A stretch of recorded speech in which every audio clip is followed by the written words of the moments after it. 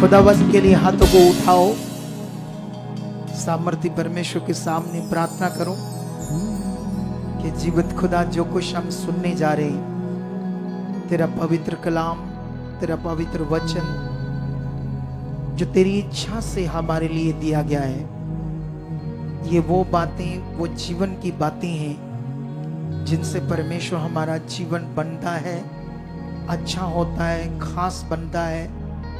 हम सही तेरी इच्छा में चलते हैं और फिर शरीर में नहीं, शरीर की बातों में नहीं, तेरी बातों में चलते। खुदा, हम मांगते हैं आज तेरे वचन के लिए जो आप हमें देने वाले हो, इसके लिए वो बुद्धि समझ हमारे अंदर आप दे चुके हो, जो समझ कर हम तेरी इच्छा में बढ़ते जाएं।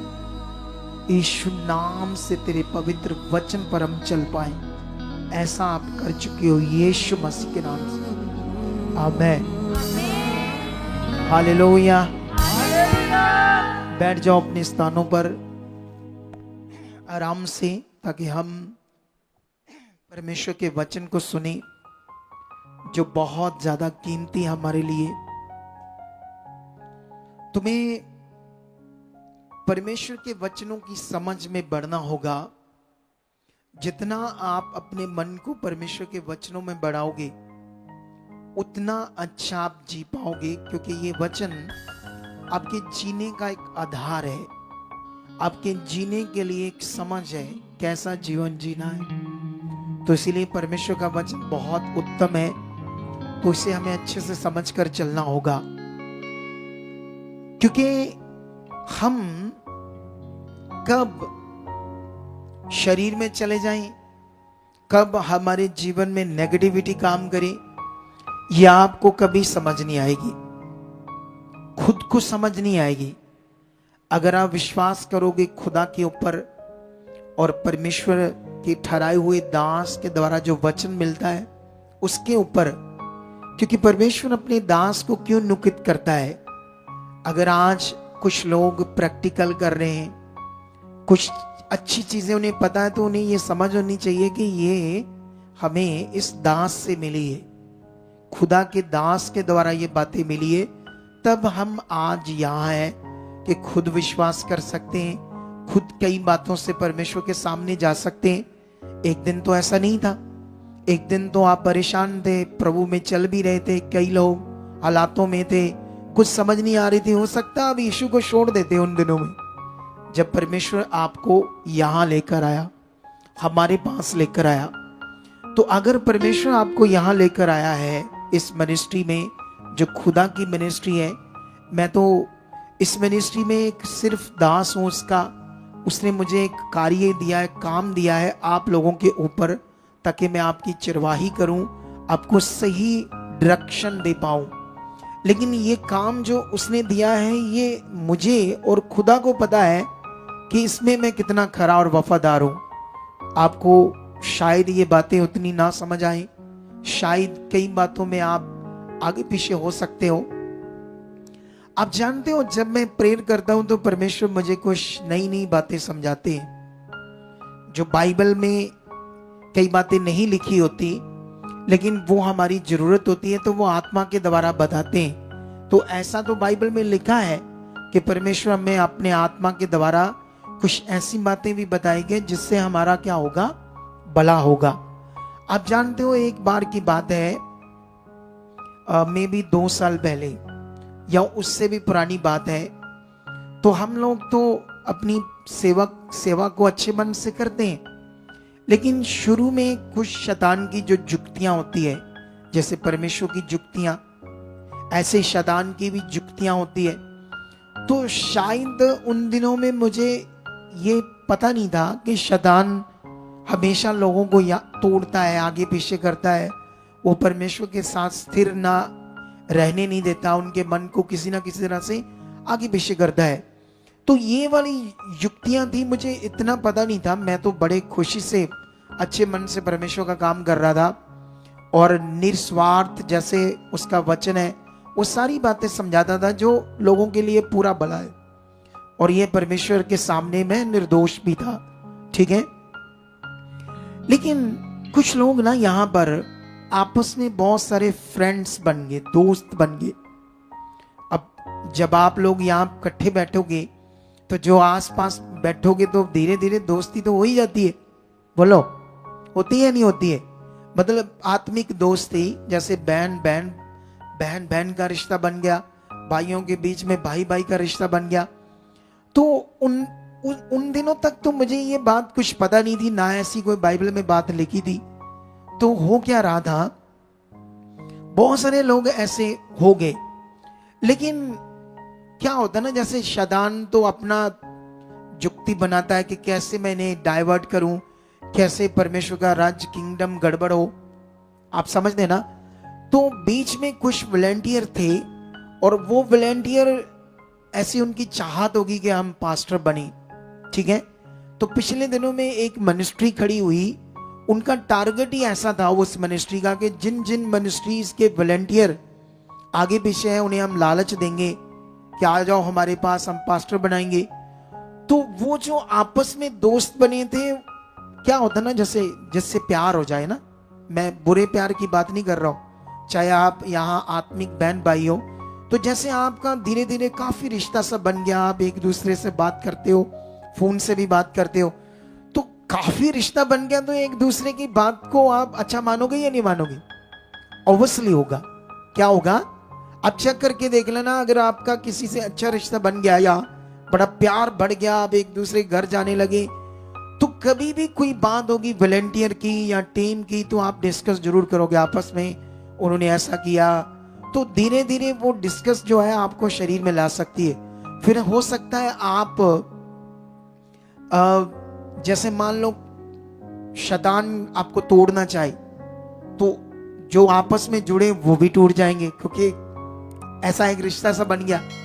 तो इसीलिए मुझे पवित्र आत्मा ने बताया था ये बात कि आप लोगों ने क्या करना, यहां रिश्ते नहीं बनाना। मुझे ये पवित्र आत्मा ने कहा था, क्योंकि वो जो टूटे लोग, ना तो आज वो यीशु मसीह में, ना कोई पास्टर बने, क्योंकि ऐसे कैसे पास्टर बन जाएंगे?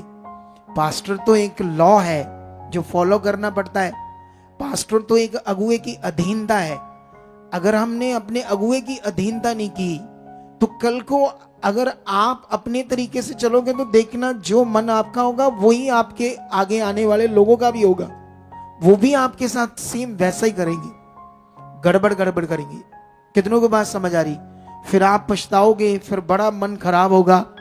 तो ये एक लॉ है बाइबल के अंदर। एक सेवक बनने से पहले उसका एक टेस्ट है जिसको परीक्षा बोलते हैं हमारी दूसरी चर्चेस वाले, लेकिन मैं उसे परीक्षा नहीं बोलता, मैं उसे इंग्लिश का शब्द बोलता हूँ, टेस्ट। जैसे स्कूल पढ़ते हैं तो हम 11वीं में पढ़ते हैं, 12वीं में पढ़ते हैं, तो जो पूरा साल सिलेबस दिया जाता है, तो वो सिलेबस जो है, एक दिन फाइनल पेपर आते तो उसको जो पढ़ा हमने पूरा साल, उसको जो वो क्वेश्चंस देंगे, हम उसके आंसर सही से लिख पाएंगे तो हम उस टेस्ट से, एग्जाम से क्या होंगे? पास होंगे।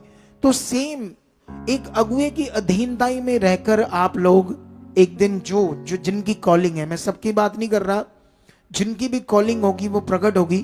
तो इसीलिए वो बेचारे, आज हमारी टीम से पूछो, मुझे दुख है, वो लोग बहुत सारे यीशु मसीह से दूर हो गए और कई लोग यीशु को छोड़ गए, क्योंकि वहां पर वो सेवक लोग ही गलत है, जिन्होंने, हमने किसी की मिनिस्ट्री को कोई टारगेट नहीं किया और ना ही हम कभी करेंगे।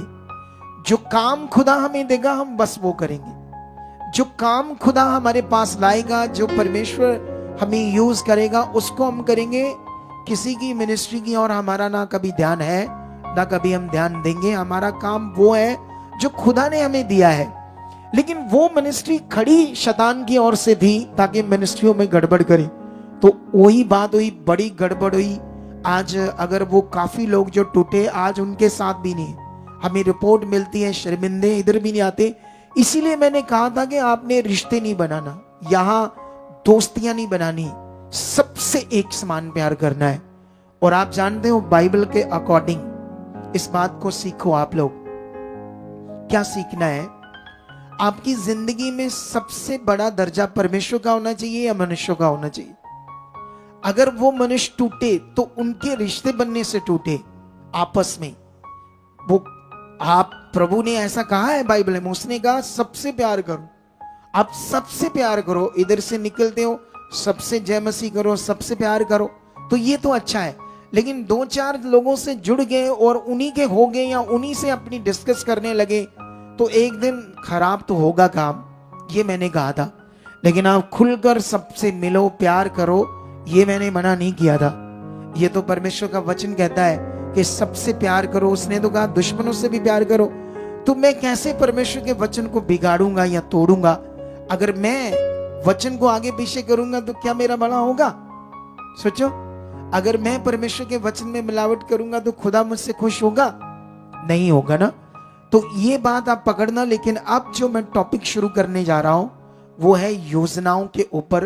तो मैं आपके लिए कुछ वचनों को जल्दी जल्दी पढ़ता हूं ताकि आप इन वचनों को कॉपी नोट कर लेना और बाद में इस वचन को पूरा घर जाकर सुनना ताकि आप अच्छे से वचन को समझ पाओ। ठीक है?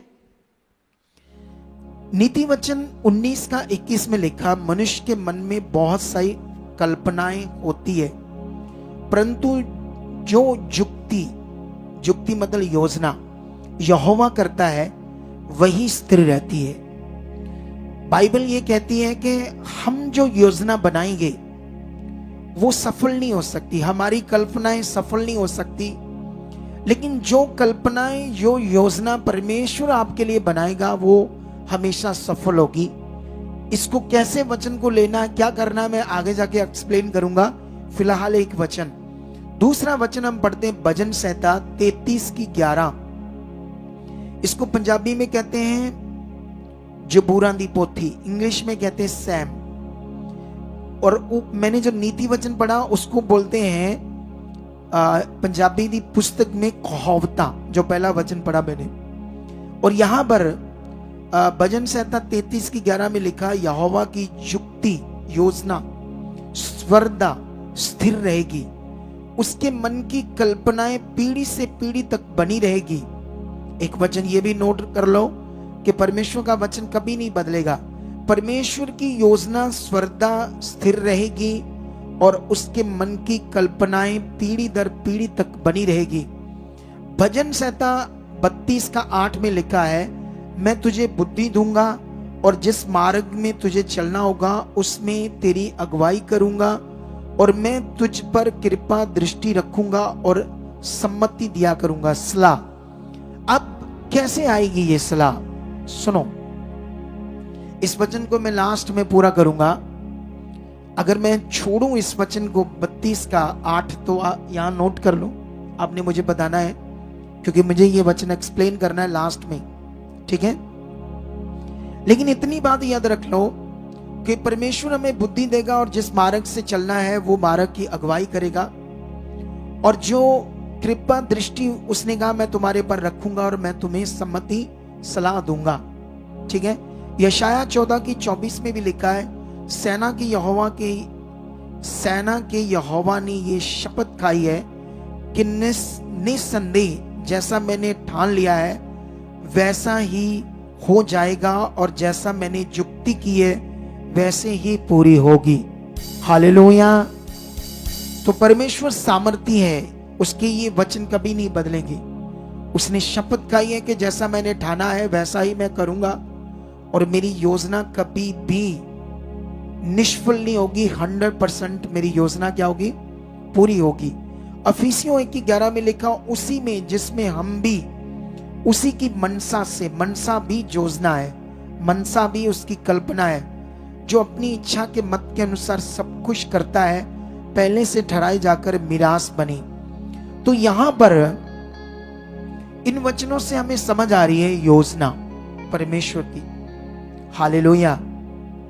कितनों को बात समझ आ रही है? सबसे पहले तुम्हें अपना माइंड सेट करना होगा कि जो वचन परमेश्वर ने हमारे लिए दिया है, हमसे बात की अपने वचन में, वो कभी नहीं बदलेगा, वो 100% पूरा होगा। तुम्हें अपने मन को पूरा पक्का करना होगा परमेश्वर के वचन के ऊपर, जैसे अब्राहम ने किया, जैसे शद्रक मेशक अबेदनगो ने किया। इसलिए उन्हें आग भट्टे में जला नहीं पाई। एक आग जला नहीं पाई। एक बीमारी जैसे मान लो कैंसर, जैसे मान लो टीबी, पूरी दुनिया में एक मेडिकल साइंस के अकॉर्डिंग एक बंदे को छाती में टीबी है बहुत ज्यादा, सांस नहीं आ रहा, बीमार हो गया, पूरा बेड पर उठा नहीं जाता, रोज खांसी खांसी खांसी। अकॉर्डिंग टू मेडिकल लाइन क्या वो ठीक होगा बिना दवाई से? बोलो, होगा? मर जाएगा 100%। ऐसी एक गवाही, ऐसी खुश गवाही है जो सुबह हम तुम्हें देंगे 8 बजे। इतना पावरफुल है परमेश्वर। लेकिन हम इंसान हैं, हमारे अंदर डाउट, संदेह बहुत चलते हैं। सबसे पहले तो याद रखो, परमेश्वर तो परमेश्वर है।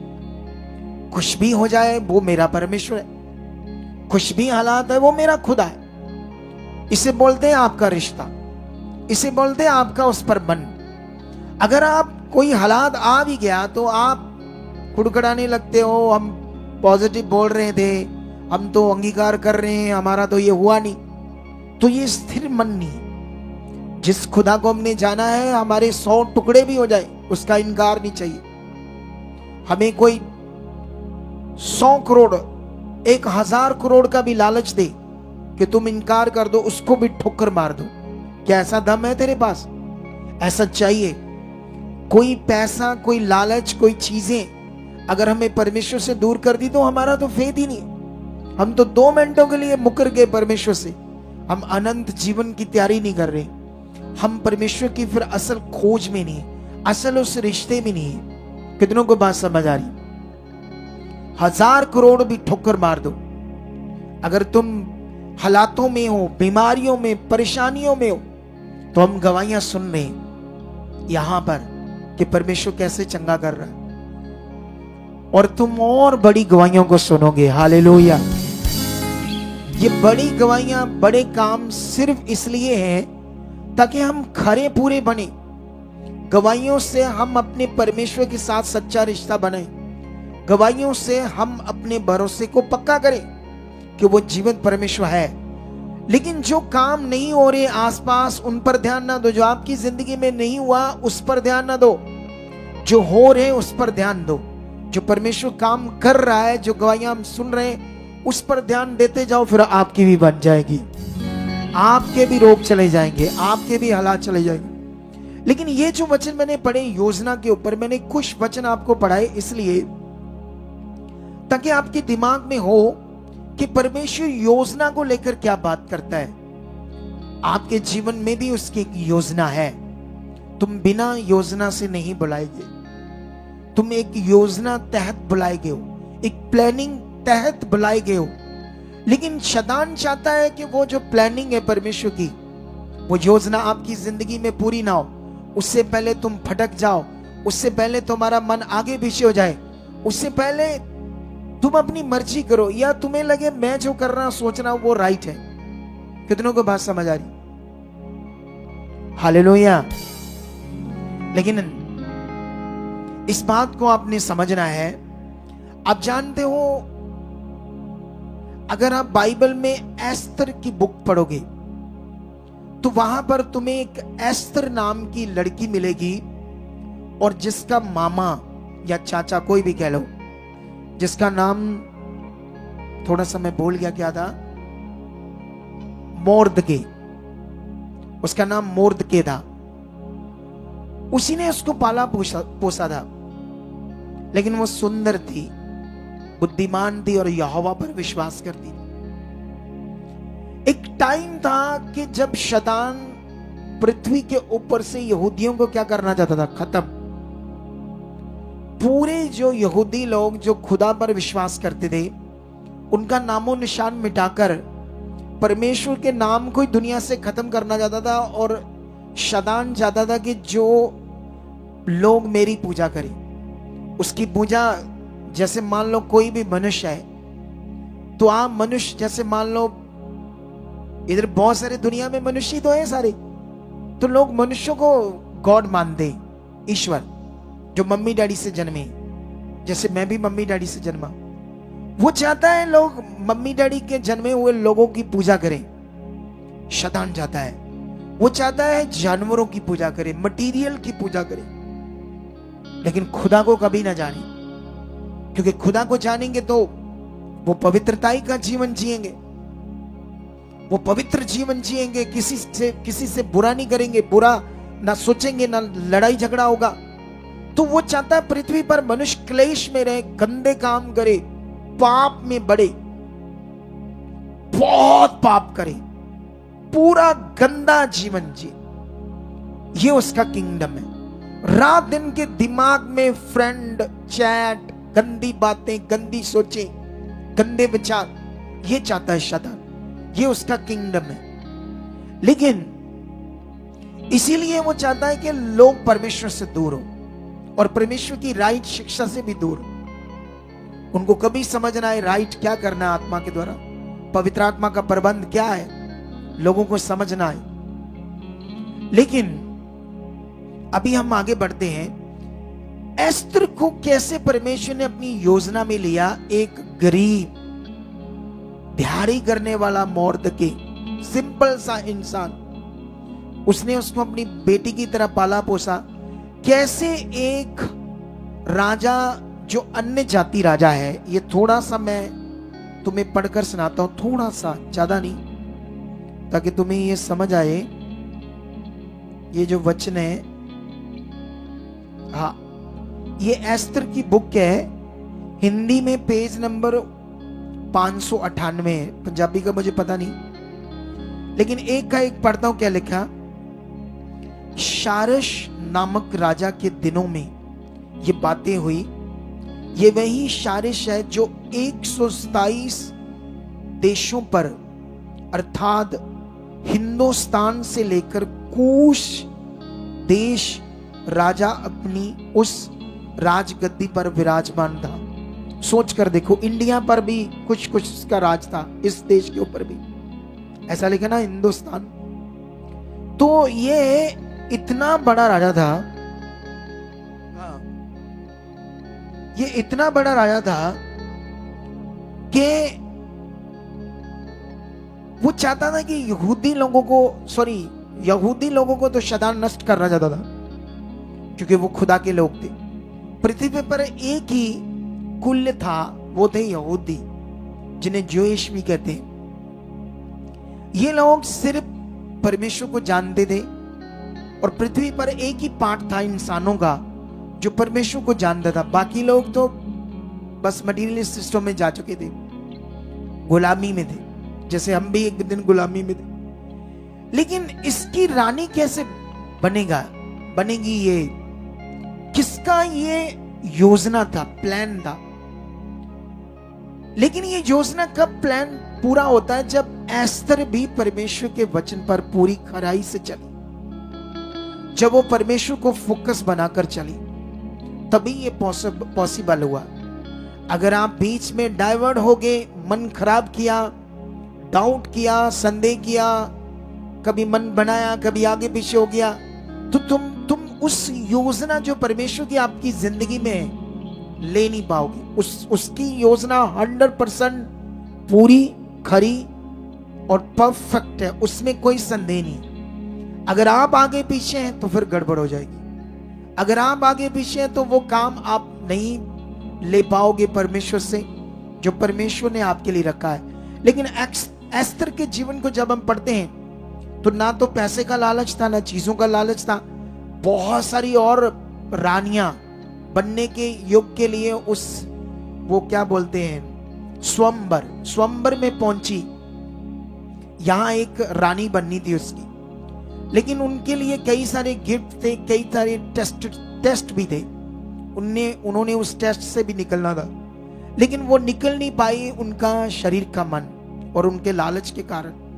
ये वचन पर खड़ी थी और परमेश्वर ने बुद्धि दी क्या करना है, तो इसीलिए रानी बनी। तो उस समय पूरी दुनिया के ऊपर यहूदी इस राजा के थ्रू जो नष्ट होने थे वो बच गए। कितनों को बात समझ आ रही? ये था परमेश्वर का प्लान। ये बहुत बड़ा प्लान था जो एस्तर के द्वारा पूरी दुनिया में यहूदी लोग बचाए गए।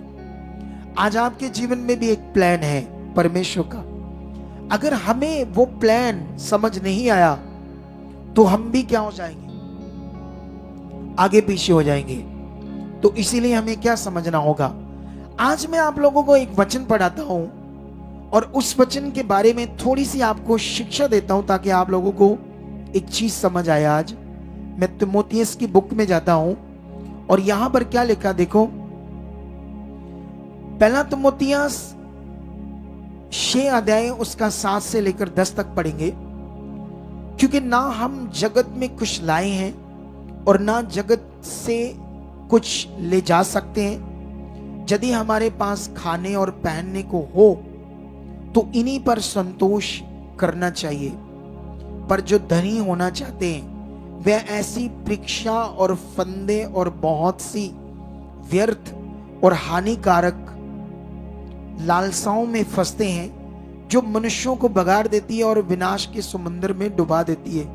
क्योंकि रुपए का लोभ सब प्रकार की बुराइयों की जड़ है, जिसे प्राप्त करने का प्रयत्न करते हुए बहुतों ने विश्वास से भटककर अपने आप को नाना प्रकार के दुखों में शलनी कर लिया है। अब ये वचन के बाद हमें ऐसा समझ आता है कि जैसे परमेश्वर हमसे बात कर रहे हैं कि धनी नहीं होना है, तुम्हारे पास पैसा नहीं चाहिए। बोलो, परमेश्वर यहां क्या बात कर रहे हैं। जो धनी होना चाहता है वो अपने आप के लिए क्या करेगा, परीक्षा और फंदे और बहुत सी व्यर्थ और हानिकारक लालसाओं में फंस जाएगा। मतलब जो धनी होना चाहता है अपने लिए फाही का फंदा तैयार कर रहा है, एक दिन फंस जाएगा और नष्ट हो जाएगा, ऐसा करके लिखा है। क्योंकि वचन कहता है कि पैसे का लोभ जो है, रुपए का जो लोभ है, वो सब बुराइयों की जड़ है और ये मनुष्यों को बगाड़ देता है, ये रुपए का लोभ, और उनको विनाश के समुद्र में डुबा देता है। इसका मतलब आज से क्या करना, हमने फिर पैसे का कोई लालच नहीं चाहिए। आज से कोई धनी धुनी होने की सोच छोड़ दो। क्या ये ऐसी बात है? बोलो।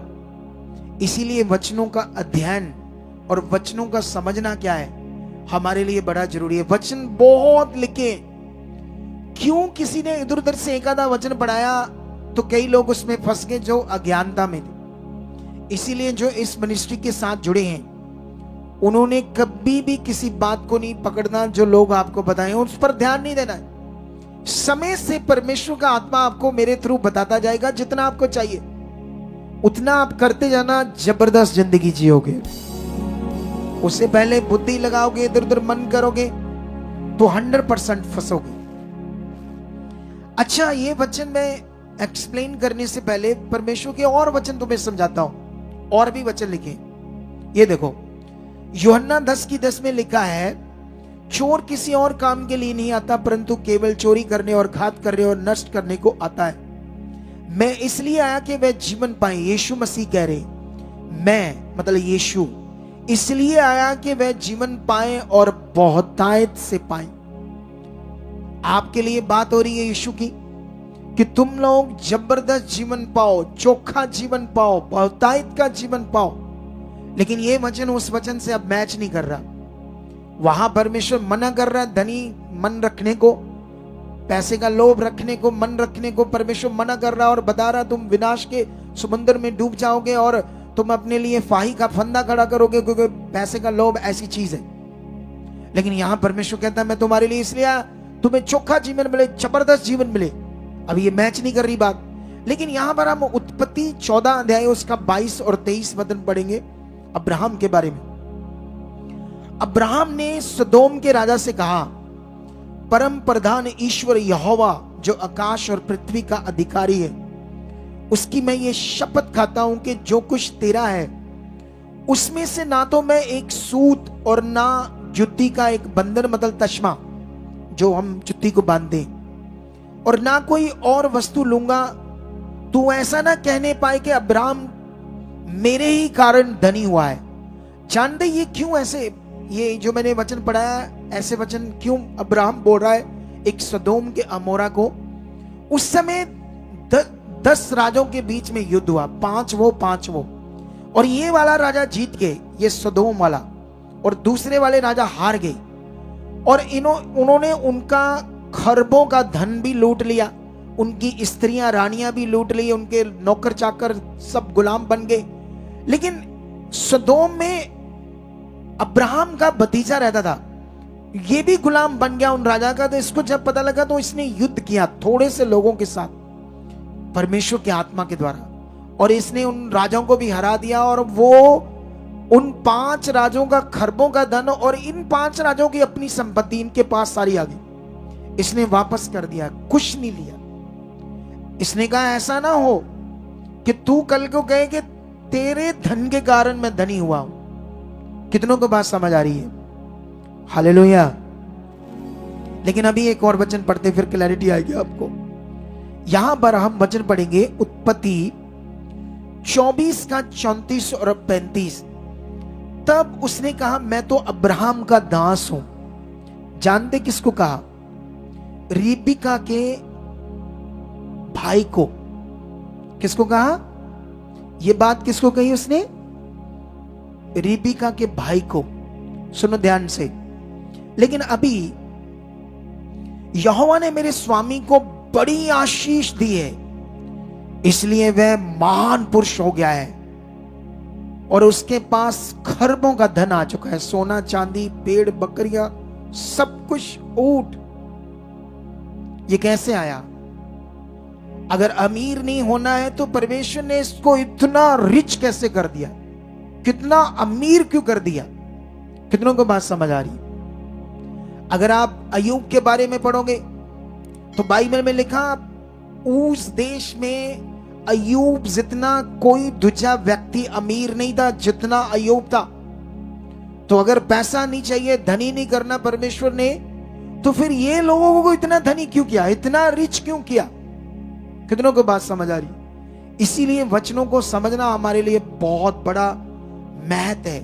कितनों को बात समझ आ रही? लेकिन यहां पर अभी हमें इसकी और क्लैरिटी लेनी होगी इस वचन की। आप जानते हैं सुलेमान, दाऊद के बारे में चेक करो। सुलेमान तो रखेल का, दासी का बेटा था, और दाऊद तो भेड़ बकरियां चराता था, गरीब बाप का बेटा था, लेकिन दुनिया में सबसे बड़ा राजा और सबसे बड़ा रिच राजा था। उसके पास इतना धन दौलत था सुलेमान ने। ये इतना क्यों बढ़ाया परमेश्वर ने? अगर ये इन चीजों को नहीं चाहिए तो। लेकिन इसके लिए तुम्हें तिमोथियस में जाना होगा। मैं बताता हूं क्या क्या है। तो तिमोथियस में जाकर हमें क्लैरिटी मिलेगी वापस कि परमेश्वर ऐसे बात क्यों कर रहे। ठीक है? क्योंकि जब तक हमें वचनों की समझ नहीं आएगी कि हर वचन के पीछे क्या योजना है परमेश्वर की, जब इन बातों को हम अच्छे से नहीं समझेंगे तब तक हमें अच्छे से फिर समझ भी नहीं आएगी। लेकिन यहां पर इस वचन को हम समझते हैं। ये वचन है शे से भी 5 से पढ़ते हैं। और उन मनुष्यों में व्यर्थ रगड़े झगड़े उत्पन्न होते हैं जिनकी बुद्धि बिगड़ गई है और वह सत्य से विहीन हो गए हैं, और जो समझते हैं कि भक्ति कमाई का द्वार है, पर संतोष सहित भक्ति बड़ी कमाई है। यह वचन उन लोगों के लिए जो परमेश्वर के काम को बिजनेस समझने लगे। आज बिजनेस हो रहा है, तेल बिक रहा है, कपड़ा बिक रहा है, रुमाल बिक रहे हैं, और वो हाथ में डालने वाले क्या होते हैं? बैंड भी कहते हैं, ब्रेसलेट भी बोलते हैं। उस पर एक वचन की आयत लिखी होती है, 100 रुपए का मिलता है। ये बिजनेस है।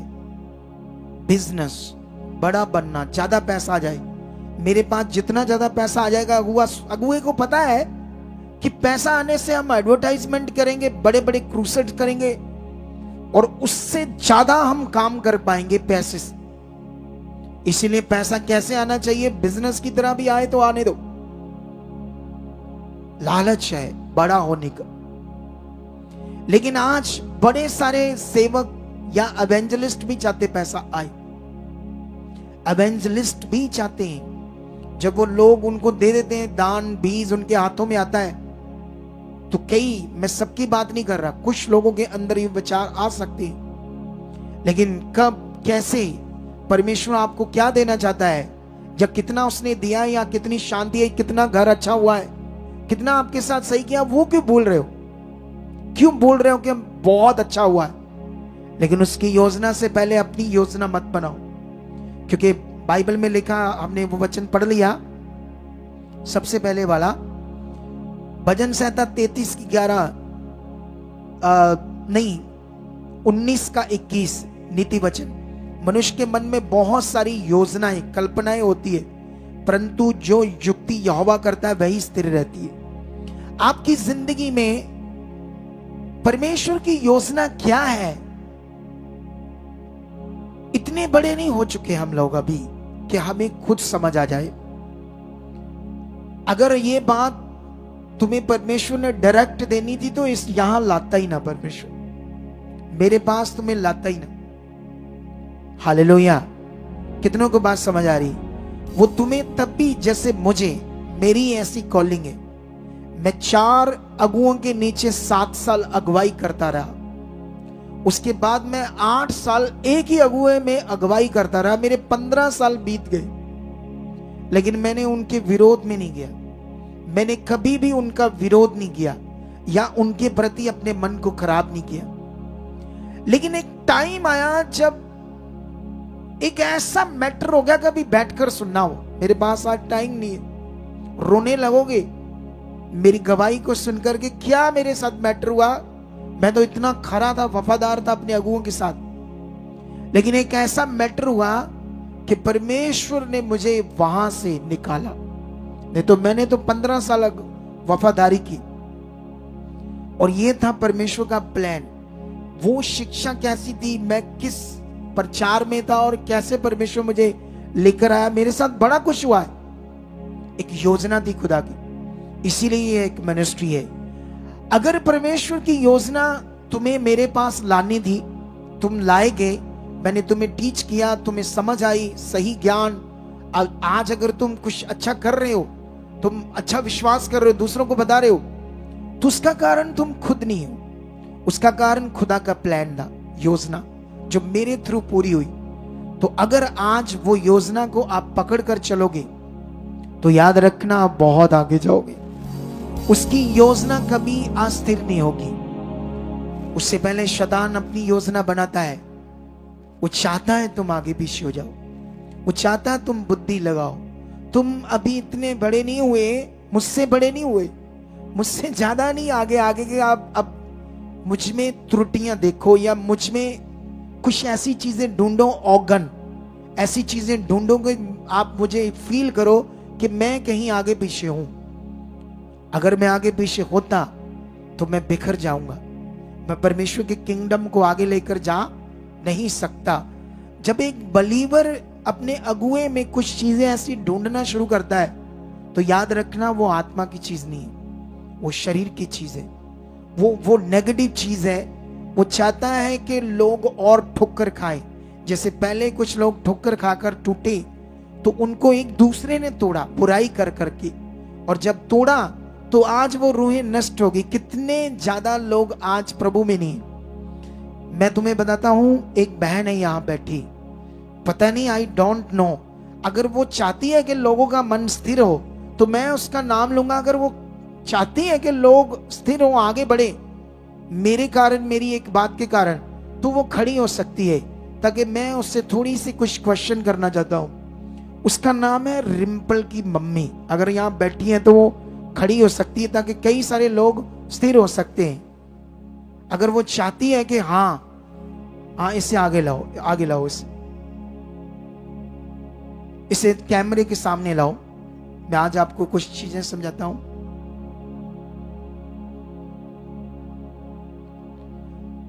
जय मसीह की। माइक छोड़ो। हाँ जी, जय मसीह की। जय मसीह की पापा जी। कैसे हो आप? ठीक ठीक है। और पूरा ठीक है? हाँ जी ठीक है। अच्छा, इन लोगों को बताओ, जब मैं एक एवेंजलिस्ट अगुआ था किसी ग्रुप के साथ, हाँ जी, तो आपके घर में मेरा आना जाना कितना था? ਬਹੁਤ ਜ਼ਿਆਦਾ ਆਉਣਾ ਜਾਣਾ ਸੀਗਾ, ਜਿਵੇਂ ਆਪਣਾ ਪਰਿਵਾਰ ਇੱਕ ਦੂਜੇ ਦੇ ਘਰ ਆਉਂਦੇ ਜਾਂਦੇ, ਇਸ ਤਰ੍ਹਾਂ ਹੀ ਤੁਹਾਡਾ ਆਉਣਾ ਜਾਣਾ ਸਾਡੇ ਨਾਲ मैं ਸੀਗਾ। आपके घर में कितना बैठकर खाना पीना खाता था? ਇਸ ਤਰ੍ਹਾਂ ਹੀ ਜਦੋਂ ਤੁਸੀਂ ਜਾਂਦੇ ਹੀ ਮੇਰੀ ਚਾਹਤ ਹੁੰਦੀ ਸੀ ਕਿ ਮੇਰੇ ਘਰ ਤੋਂ ਤੁਸੀਂ ਕੁਛ ਨਾ ਕੁਛ ਖਾ ਕੇ ਜਾਓ, ਜੋ ਵੀ ਬਣਿਆ ਹੁੰਦਾ ਸੀ ਤੁਸੀਂ ਉਸੇ ਵਿੱਚੋਂ ਹੀ ਖਾ ਲੈਂਦੇ हाँ, ਸੀਗੇ। मतलब ये बहुत बार होता था कि मैं इनके घर में बैठकर जी। खाना पीना खाता था, ठीक है। ਹਾਂਜੀ ये कम से कम 7 साल तक मेरे साथ चलते रहे प्रभु में, ठीक है। लेकिन एक दिन जब बच्चों की शादियां होती है तो इनके भी बेटे की शादी हुई, उनके बच्चे हुए थे, ये संगति में आना कम हो गए। तो मैंने समझाता था कि उस लड़की को अपनी मम्मी को बोलो कुछ भी हो जाए, चाहे जितने मर्जी रिश्ते हो, जो भी हो, संगति स्टॉप नहीं करनी। तो ये हमेशा कहती थी बच्चे बच्चे बच्चे। इसी चक्कर में शैतान ने अपना काम स्टार्ट किया। वो चाहता था कि मैं इनकी जिंदगी को नष्ट करूं और बहुत सारा काम खराब करूं। Yes, पापा। लेकिन एक दिन ये परमेश्वर से, मतलब इस मिनिस्ट्री से दूर होगी। इनकी एक लड़की बस हमारे साथ बनी रही और इनका पूरा परिवार जो इतना मुझे प्यार करता था और मैं इनसे प्यार करता था, ठीक है। मैं कम से कम 7 सालों में ना 400 बार इनके घर गया हूं। कितनी बार? छोटी बात है। 7 सालों में 400 बार इनके घर गया और 400 बार ही मैंने इनके घर में खाना खाया होगा। छोटी बात है? बड़ी बात है। इतना प्यार ये करते थे, मैं भी करता था इनसे। Yes। लेकिन शैतान की जुक्ति बनी और फिर ये धीरे धीरे इस मिनिस्ट्री से दूर हुए और ये उसी मिनिस्ट्री में चले गए जो लोगों को नेगेटिव करके जल्दी जल्दी क्या बनाते हैं, अगुए। उन्हें लालच देते तुम्हें पास्टर बनाएंगे, पास्टर बनाएंगे, और वो टारगेट कर रहे हैं सिर्फ मिनिस्ट्रियों को, वो नए लोगों को नहीं जीत रहे। और वो बड़ी रॉन्ग शिक्षा देते हैं पास्टरों के प्रति, सेवकों के प्रति, मेरे प्रति भी देते हैं, ठीक है।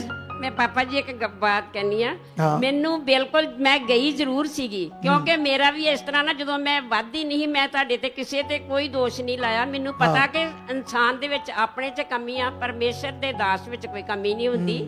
ਜਿਸ ਨੂੰ ਪ੍ਰਭੂ ਨੇ ਠਹਿਰਾਇਆ, ਪਰਮੇਸ਼ਰ ਨੇ ਠਹਿਰਾਇਆ, ਉਹਦੇ ਵਿੱਚ ਕਮੀ ਨਹੀਂ ਹੁੰਦੀ। ਮੈਂ ਜਾਣਦੀ ਸੀ ਇਸ ਗੱਲ ਨੂੰ, ਲੇਕਿਨ ਮੈਂ ਉੱਥੇ ਚਲੇ ਵੀ ਗਈ ਸੀ। ਪਰ ਮੇਰਾ ਜੋ ਮੈਨੂੰ ਪੁੱਛਦੇ ਵੀ ਸੀ, ਜੇ ਕਿਸੇ ਵੇਲੇ ਕੋਈ ਗੱਲ ਪੁੱਛਦੇ ਸੀ, ਮੈਂ ਉਹਨਾਂ ਨੂੰ ਇਹੋ ਹੀ ਕਹਿੰਦੀ ਸੀ, ਮੇਰੇ ਕੋਲੋਂ ਕਿਸੇ ਨੇ ਕੁਝ ਨਹੀਂ ਮੰਗਿਆ, ਮੈਂ ਆਪਣੀ ਮਰਜ਼ੀ ਨਾਲ ਆਈ ਆ।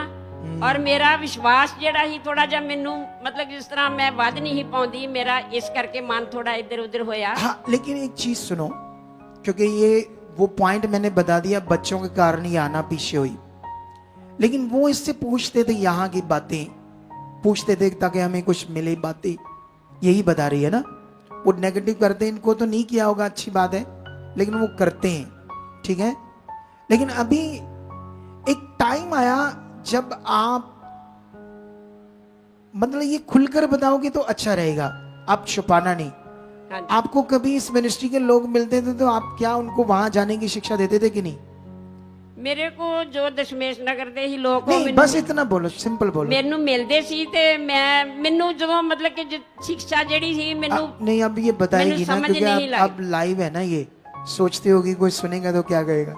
हाँ जी। लेकिन इसकी बेटी ने मुझे बताया था कि वो बोलती है और मुझे लोग भी बोलते थे कि अब ऐसा क्यों हुआ।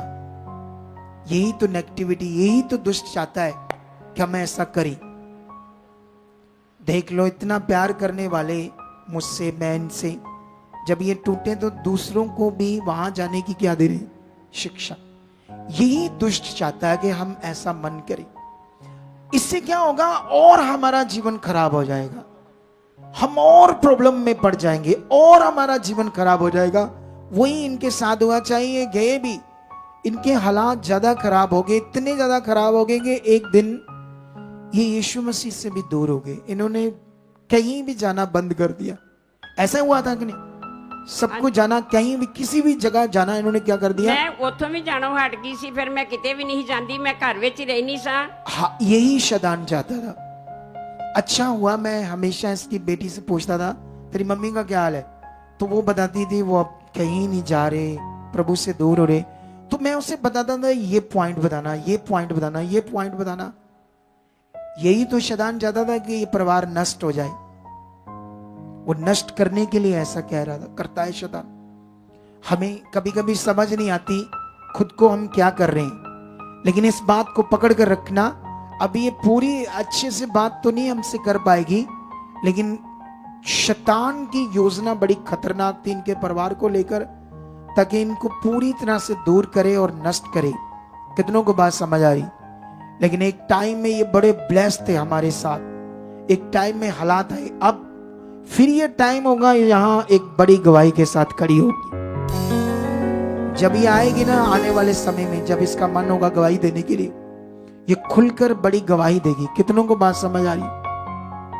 अभी इतना बहुत है आपके लिए, आप बैठ जाओ, क्योंकि इतने से आपको समझ आएगी शैतान की जुक्तियां क्या होती है, ताकि आपको ये समझ आ जाए दुष्ट कैसे जुक्तियां बनाता है। लेकिन याद रखो, वो कैसा मन होगा कि आप मुझसे एक दिन प्यार करते हो और आप मुझसे नहीं करते हो। पवित्र आत्मा तो नहीं करेगा ना ऐसा, बोलो ये बताओ पहले। मैं तो आपसे प्यार करता और करता रहूंगा, लेकिन वो कैसा मन होगा जब आप यहां से दूर होने की सोचो या होगे और मुझसे वो मन, वो प्यार हट जाए। ये पवित्र आत्मा हो सकता है? ये पवित्र आत्मा की बात हो सकती कभी? वही लोग एक दिन हमारे साथ जुड़े हों, इतना प्यार, इतना अच्छा मन हो, तो एक दिन वो प्यार ना हो, अजीब सी बातें हमारे प्रति, मेरे प्रति खड़ी हो जाए। तो यही तो शैतान की जुक्ति है, यही तो दुष्ट चाहता है कि ऐसा ही क्रिश्चियनिटी में हो, परमेश्वर के लोगों के साथ हो। परमेश्वर के लोग हमेशा ऐसा रहे, ताकि वो जो प्लान है, जो योजना है खुदाबंद की, उन्हें कभी समझ ना आए। लेकिन यहां पर शिक्षा क्या है? वो ब्लेस करना चाहता है, वो ऊंचा करना चाहता है, वो तुम्हें श्रेष्ठ करना चाहता है, लेकिन लॉ के अंदर। ऐसा नहीं कि वो वचन जहां लिखा तो जो धनी धनी होने, वहां बात है लालसाएं, कुछ ऐसा मन खड़ा करना। जितने लोग यहां से वॉलेंटियर तोड़ दिए गए, तब मैंने ये टीचिंग नहीं दी। उससे पहले मैंने कभी ऐसे शिक्षा नहीं दी कि तुम आपस में रिश्तेदारियां ना बनाओ या दोस्तियां ना, उससे पहले मैंने कभी नहीं की। ये जब मुझे आत्मा ने कहा तब मैंने देनी शुरू कर दी। लेकिन जब मैंने देनी शुरू की तो लोगों को समझ आई कि हमें ऐसा नहीं करना, हमें परमेश्वर को फॉलो करना है जिस दास के द्वारा, क्योंकि यहां किसी बिलीवर के द्वारा थोड़ी तुम्हारा भला होना, वो तो खुद अपने भले के लिए आया। यहां जितने भी बिलीवर आए वो अगुआ है आपके ऊपर। बोलो, जहां जितने भी बिलीवर्स आए हैं, क्या कोई बिलीवर आपके ऊपर अगुआ है? क्या किसी बिलीवर को आपके ऊपर अगुआ ठहराया है? तो बिलीवर के साथ जब रिश्ते बनते हैं, तो इमोशनली जब जुड़ते हैं, तो दुष्ट जुक्तियां बनाता है। अगर एक टूटा 4 ग्रुप में 10 जुड़े हो, 20 जुड़े हो, तो वो, क्योंकि कब शरीर में चले जाएगा इंसान कुछ पता थोड़ी है, कब उसका मन खराब हो जाएगा पता थोड़ी है, कब मुझे मिलाया नहीं पापा से, मेरी बात नहीं सुनी, मन खराब होगा, टूटेगा। कब शैतान तो चाहता ही ऐसा हो, कभी स्थिर ना रहे परमेश्वर के लोग। लेकिन जब वो टूटते हैं, दूसरों को भी तोड़ते हैं, फिर बुराई करते हैं। एक बंदा था हमारी टीम में, था काफी मोटा ताजा था बंदा, ठीक है कोई भी था टीम में। मुझे पता चला हमारी टीम का थी, पापा जी आपकी इतनी बुराई कर रहा है, इतनी बुराई कर रहा है, वो लोग बता रहे। तो मैंने कहा करने दो। मैंने कहा तुम जितना मर्जी उसको समझाओ, तुम उससे बुराई करने से रोक नहीं सकते। तुम तो सिर्फ प्रार्थना करो कि परमेश्वर उसे बचाए बस, क्योंकि जो वो कर रहा है ना, एक दिन मरेगा पक्का। शैतान उसे फटका कर मारेगा, बुरी तरह हालातों में डाल देगा। वही अगुआ जिसके साथ अच्छे से चल रहा था, ब्लेस हो गया, लेकिन शैतान की जुक्ति ने तोड़ा तो उसी के खिलाफ हो गया। कितनों को समझ? तुम्हें परमेश्वर यहां लेकर इसलिए आया है ताकि तुम्हें जबरदस्त तैयार करे। हो सकता तुम पहले प्रभु में थे, लेकिन उसकी एक योजना है यहां लाने की। ये खुदा की योजना है तुम्हारे जीवन को लेकर। लेकिन जब वो लेकर आया तो फिर टिक जाओ, क्योंकि जब इतने बड़े काम हो रहे, जब इतनी बड़ी मिनिस्ट्री है, तो उतने बड़े फिर काम होंगे तुम्हारी जिंदगी। प्रेयर करो अपने लिए, अपने मन के लिए, ताकि कभी आपका मन खराब ना हो, कभी छोटी छोटी बातों से आप आगे पीछे ना हो जाओ। तो उस वचन का मैंने मीनिंग बता दिया तुम्हें, लेकिन अभी जो मैं बताने जा रहा हूं ये बड़ा पावरफुल है।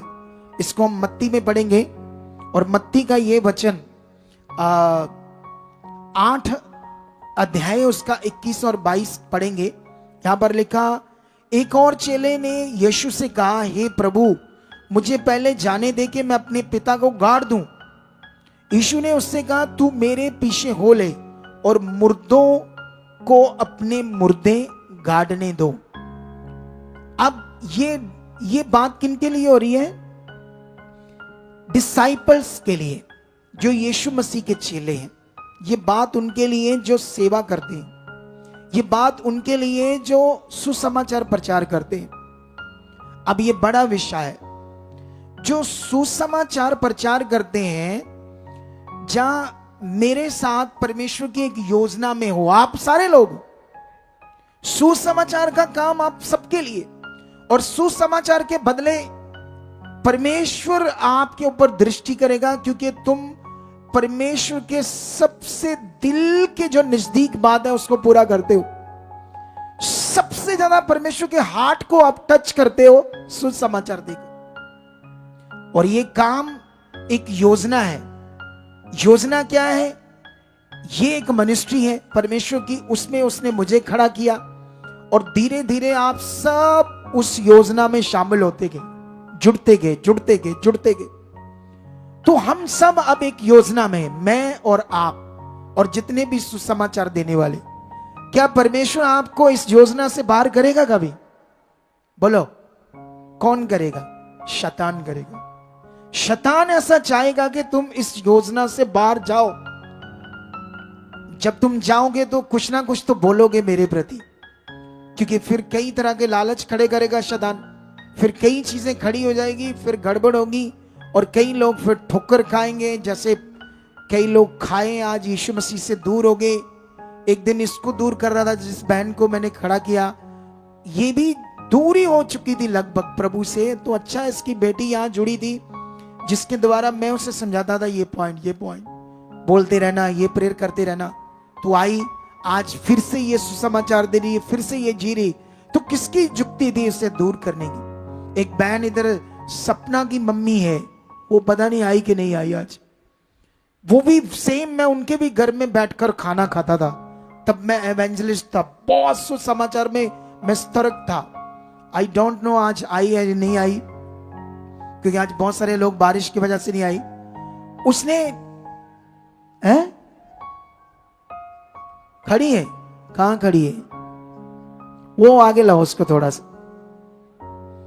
उसी दिनों में ये भी बहन, इसके द्वारा 50 फैमिलियां जुड़ी थी। कितनी? हमारी मिनिस्ट्री में। थोड़ा जल्दी करना, माइक कैमरा भी चाहे वहीं से कर दो, वहीं से। अच्छा देखो माइक वाला बंदा कितना ढीला है। हाँ, कैमरे में लो से। आपके द्वारा कितनी फैमिलियां जुड़ी थी हमारी मिनिस्ट्री में? जय मसीह पापा जी। कितनी फैमिली जय मसीह की जुड़ी थी? 50 फैमिली जुड़ी लगभग। हाँ जी। तो किसने तुम्हें यहां से तोड़ा था? मैं आप खुद ही। नहीं, मतलब शैतान ने, दुष्ट ने। हाँ जी। अच्छा, जब तोड़ दिया तुम्हें, तो आज वो फैमिलियां कहाँ हैं? फैमिलियां 4-5 घर जुड़े, बाकी आउट हो गए सारे आउट हो गए।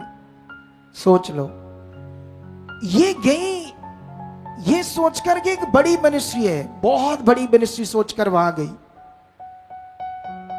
ये सोचकर, क्योंकि मैं तेल पानी नहीं देता था, इनको लगता था कि तेल पानी भी कुछ है, ऐसी सोचें इनको लगती थी।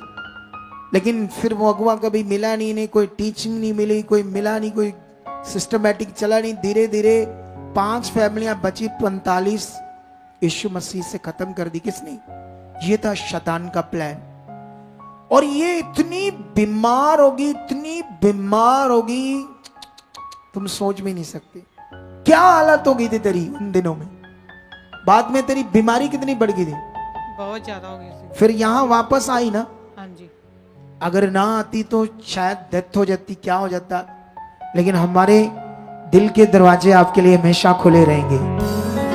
ये प्यार हम पहले भी वैसा करते थे। अगर तुम जाओगे यहां से और गड़बड़ भी करोगे और वापस आओगे, तो हम तुम्हें फिर भी वही प्यार करेंगे। हमारे अंदर वो कभी नफरत नहीं आएगी, हमारे अंदर कभी घृणा नहीं आएगी कि तुमने ऐसा क्यों किया हमारे साथ। हम कभी तुम्हें ऐसा कुछ नहीं कहेंगे। शायद आपने कभी ऐसा दिल हमारा पढ़ा नहीं, समझा नहीं। कितनों को बात समझ आ रही है? लेकिन ये बातें मैं इसलिए बता रहा हूं। लेकिन बैठ जाओ वापस। अब सुनो ध्यान से। अब सीखने वाली बात क्या है? ये जो बात है डिसाइपल्स की, यीशु मसीह के चेलों की जो बात है, ये एक सेवा है, एक योजना है। और इस योजना को यीशु मसीह ने कहा urgency and priority of discipleship. ये जो मैंने इंग्लिश में पढ़ा है, इसका क्या मतलब है? और जिस काम के लिए तुम्हें परमेश्वर ने बुलाया, जो उत्तम काम है तुम्हारे जीवन में, यीशु ने कहा सबसे पहले वो अर्जेंट होना चाहिए। जैसे हम बोलते हैं ना, मुझे इमीडिएटली ये चाहिए, या अर्जेंट मुझे ये काम है, मुझसे बात करो। तो यीशु ने वो बात कहा कि तुम्हारी जिंदगी में सबसे पहले जो अर्जेंट है, या जो आपने प्रायोरिटी देनी है, पहला स्थान परमेश्वर को देना है, वो परमेश्वर को देना है। कोई बात तुम्हारी जिंदगी में दूसरी नहीं होनी चाहिए। कितनों को बात समझ आ रही है? और परमेश्वर ने कहा है कि तुम्हारी जिंदगी में संसार के जो रीति रिवाज है, अगर मैं इंग्लिश में पढ़ूं तो putting spiritual matters above even the strongest cultures. इसको परमेश्वर ने ये बात की है कि तुम्हारी जिंदगी में जो आत्मिक विषय हैं, उनके ऊपर कोई और विषय नहीं होना चाहिए। कोई ऐसा संसार का मैटर, विषय, संसारिक चीज। और ये जो लिखा है ओब्लिगेशंस और फैमिली टाइज, इसका मतलब है कि तुम किसी भी चीज में ऐसे मजबूर होकर परमेश्वर की जो प्रायोरिटी है उसको पीछे नहीं करना।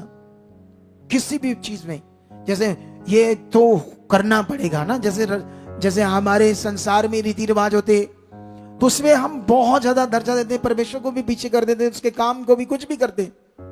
इसीलिए यीशु मसीह ने कहा मुर्दों को मुर्दे गाड़ने दो। कितनों का बात समझ आई? मतलब मुर्दों को जो कहा है वो स्पिरिचुअल डेड, स्पिरिचुअल जीवन में वो डेड है लोग, वो स्पिरिचुअल जीवित नहीं है। उनको, उनका जो जीवन है वो आत्मिक जिंदा जीवन नहीं है। वो संसारिक लोग हैं, उनको ये करने दो। लेकिन जो तुम बुलाए गए हो, जिस काम के लिए, तुम्हारी जिंदगी में पहला स्थान ये होना चाहिए, और तुम्हारी जिंदगी में भी सबसे पहले। कितनों को बात समझ आ रही है? अगर परमेश्वर का एक प्लान, जो ये मिनिस्ट्री, और उसमें मैं एक दास, और उसमें आप सारे एवेंजलिस्ट, और उसके बाद आप बिलीवर्स, हम सब मिलकर एक प्लान तहत परमेश्वर का काम कर रहे हैं, जो एक दिन पूरी दुनिया में बड़ा होना है। लेकिन उससे पहले शैतान क्या चाहता है? तुम मन खराब करो। क्या करो तुम? तुम्हारा मन खराब होना चाहिए किसी बात से, किसी बात को लेकर। कितनों को बात समझ आ रही है? वो ऐसा चाहता है, दुष्ट चाहता है। क्योंकि पवित्र आत्मा कभी भी मेरे प्रति प्रेम को कम नहीं करेगा आपके अंदर। ये हो ही नहीं सकता कि पवित्र आत्मा आपके अंदर गलत बातें पैदा करे और मेरे प्रति प्रेम कम कर दे, या इस मिनिस्ट्री जिससे तुमने इतना कुछ सीखा है यहां से तुम्हारा मन कम कर दे। ये कभी भी नहीं हो सकता। कितनों को बात समझ आ रही है? ये परमेश्वर का आत्मा कभी नहीं करेगा। लेकिन लूका 9 का 61, कैसे बोलते हैं इसको हिंदी में? 61 को 61 और 62, इसको पढ़ते हैं हम 9 का। एक और ने भी कहा, हे प्रभु, मैं तेरे पीछे हो लूंगा, पर पहले मुझे जाने दे कि मैं अपने घर के लोगों को विदा ले आऊं। यीशु ने उससे कहा, जो कोई अपना हाथ हल पर रखकर पीछे देखता है, वह परमेश्वर के राज्य के योग्य नहीं है। तो ये जो बड़ी बातें हैं, मैं और आप सब एक योजना में हैं। ये एक मिनिस्ट्री है। मिनिस्ट्री का मतलब है एक सेवकाई, एक परमेश्वर का ये किंगडम है, जिसमें मैं, आप सब लोग हैं। लेकिन हम सब ने मिलकर इस किंगडम की सेवा करनी है। हमने जो दुनिया में नाशित हो जाएंगे लोग, उन्हें बचाना है, उन्हें अनंत जीवन मिले, वो खुदा के साथ जिए। ये अनंत जीवन के लिए, उनके रूह को बचाने के लिए हमने ये सेवा करनी है। कितनों को बात समझ आ रही? तो ये एक प्लान है, एक किंगडम का काम है हम सबके लिए। लेकिन अगर हम इससे आउट होते हैं तो परमेश्वर क्यों करेगा आउट? बोलो, परमेश्वर तो कहेगा साथ मिलकर करो, परमेश्वर तो कहेगा आज्ञाकारी में रहकर करो। कितनों को बात समझ आ रही है? आउट कौन करेगा? जब हमने उसको मौका दे दिया, दुष्ट को, फिर वो कई तरह के विचार डालेगा। समय रहते ही अपने मन को ठीक करना चाहिए। आपको यहां आना चाहिए, आकर अपने क्वेश्चंस रखने चाहिए। आपके अंदर कोई भी विचार चलते हो तो आप टीम से मिलो, और बेटर है कि अगर वो ज्यादा आप सेवा करते हो, एवेंजलिज्म करते हो, क्योंकि एवेंजलिज्म जो करते हैं दुष्ट अपनी जुक्ति बनाकर उनके पीछे लगा रहता है ताकि परमेश्वर के किंगडम में गड़बड़ करें। लेकिन आप समय रहते ही, आप इससे पहले कि कुछ गड़बड़ हो, इससे पहले कि कोई लोग ठोकर खाएं, जैसे वो बहन के द्वारा 50 फैमिली आई, 45 आज ठोकर खा गई, टूट गई, प्रभु से दूर हो गई, 5 बची, तो ये दुष्ट की जुक्ति में फंस गई थी। सब कुछ ठीक ठाक था, इसका कुछ बुरा नहीं था। छोटी मोटी चीजें परमेश्वर के राज्य में जब हम चलते आगे पीछे हो जाती कई बार, लेकिन उनको इग्नोर करके आगे बढ़ना है। जब हमारा दिल शुद्ध है, अच्छा मन है, तो तुम जीतते जाओगे। याद रखना, तुम्हें एक दिन बड़े बड़े तगड़े सिस्टम से परमेश्वर खड़ा करेगा। लेकिन अगर खरे और वफादार रहे तो आई होप तुम्हें यह समझ आ चुकी होगी कि परमेश्वर की योजनाएं हमारे लिए भली है, हानि की नहीं है। परमेश्वर कभी भी तुम्हारी हानि की नहीं सोचता है। वो कभी भी अपने किंगडम के, क्योंकि परमेश्वर ने तो ऐसे कहा ना, एक मन रहो, तो वो कैसे एक मन से आपको उसका आत्मा अलग करेगा मेरे साथ सेवा करने में? कितनों को बात समझ आ रही है? वो कभी नहीं करेगा।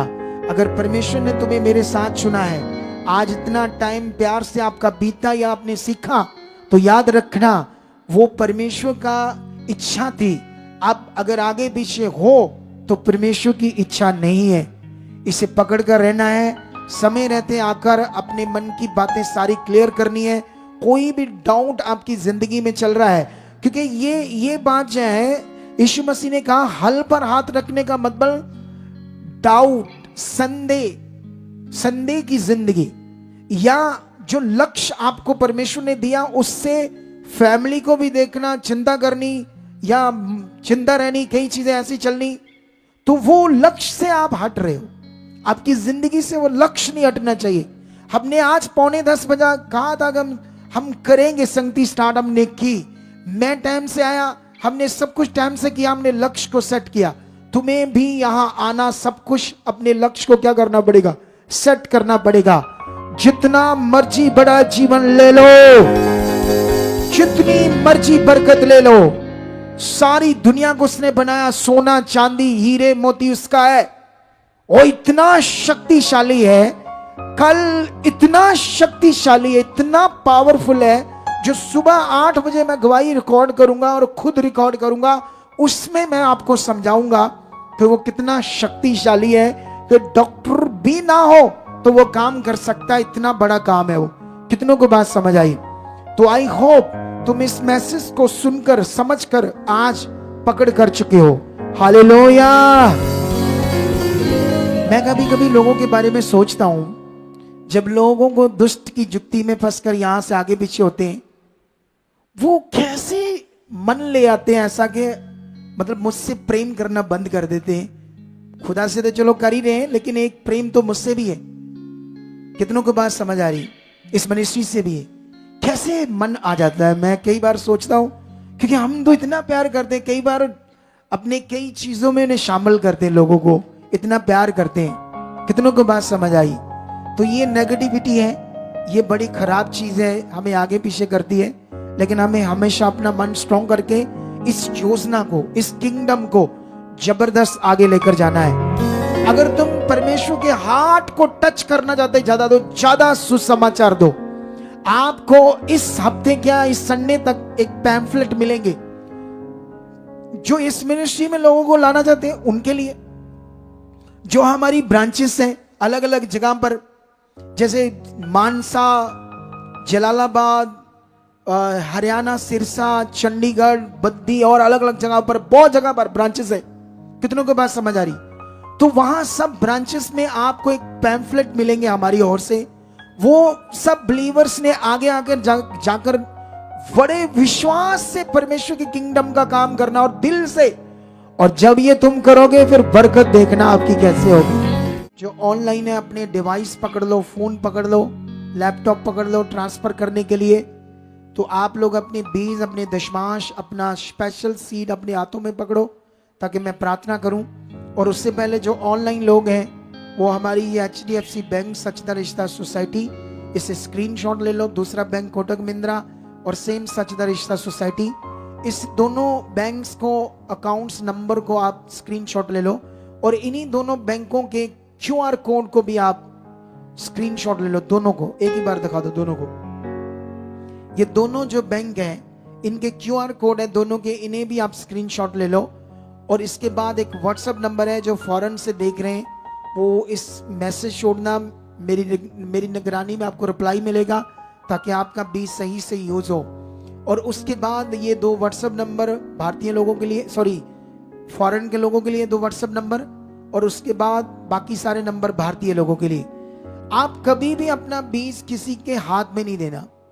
अगर आगे पीछे भी आओ तो सीड बॉक्स यहाँ लगे होते उसमें डालो ताकि आपका बीज परमेश्वर के काम में यूज हो। कभी भी किसी के हाथ में वॉलंटियर या किसी भी दे दो, डाल दो।